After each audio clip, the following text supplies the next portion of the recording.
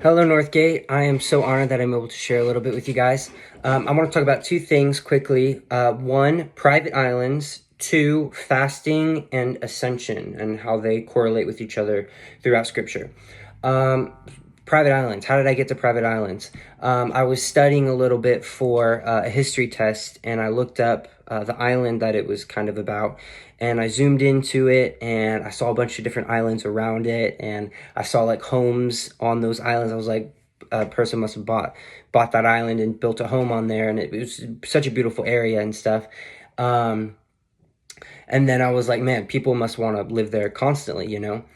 Um, and then, I moved on. I didn't think much of it. And then the next morning, I looked up on ChatGPT different scriptures about fasting. And then Matthew came up, and Matthew 6, I think. And it's basically like, when you're fasting and praying, don't do it on the what is it, like the corner of the street or something, where everyone is able to see you. Do it in a private place, do it where it's just you and God, where you're not babbling on. I think babble is the word that's in the scripture.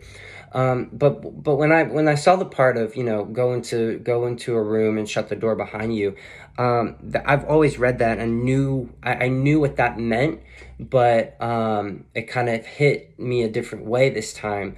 When the Lord spoke to me, and he was like, whenever you're getting away with me, especially within these 21 days, that you need to have the mindset as if you're going onto an exclusive island where it's just you and Jesus, whenever you're away from that island, that you're longing to go back, where you find joy and you find your peace on this private island where it's just you and Jesus, where you want to keep going back, where it's a place that not many people get to go to, right? It's an exclusive place.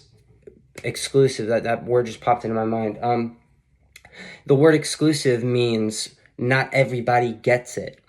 And I feel like that's really big for maybe just for me, but the fact that you are able to have a private conversation with the Lord, and he's able to have a private conversation with you, and you have this exclusivity, I think that's the right word, with the creator of the universe.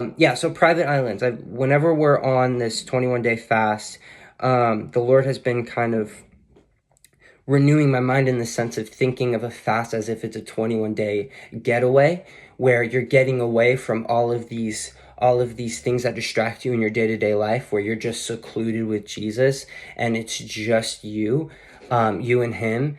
I'll be praying for all of you that you would be able to kind of walk into that new mindset throughout these next few days. Second thing, fasting and praying and what it has to do with ascension. So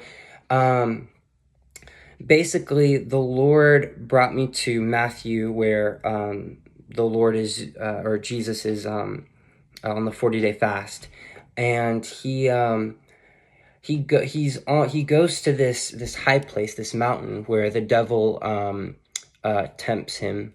He wasn't tempted because he's God, but the devil is throwing things at him in this high place, in this ascended place, and then right after he starts his ministry.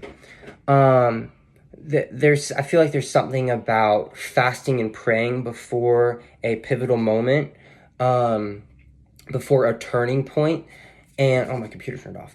Before a turning point, and then like just different examples, like Moses fasted for I think it was also 40 days on Mount Sinai before he got the 10 Commandments. Elijah fasted on another mountain.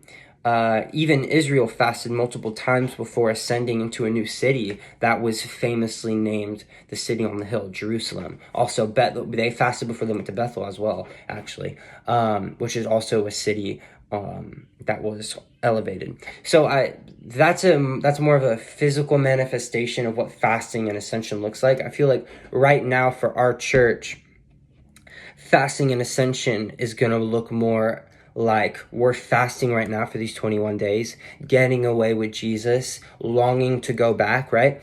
But also, we're going to have this ascension spiritually in each one of us after this fast. I could be wrong, but I really feel like right now is the time to yearn for the more and wait for that moment, for when that maybe that breakthrough hits or maybe that revelation comes. Basically, I'm just feeling an ascension for this church, and what that's going to look like. I don't know what that's going to look like specifically. Dad had mentioned a little bit, like we're going to be stepping into a new thing where we're going to be like special forces. We're going to be elevating maybe our spiritual warfare. I really don't know, but I keep feeling like there's going to be an ascension in our revelation and our maturity spiritually. So I hope that's encouraging. Be praying for me. I'll be praying for y'all.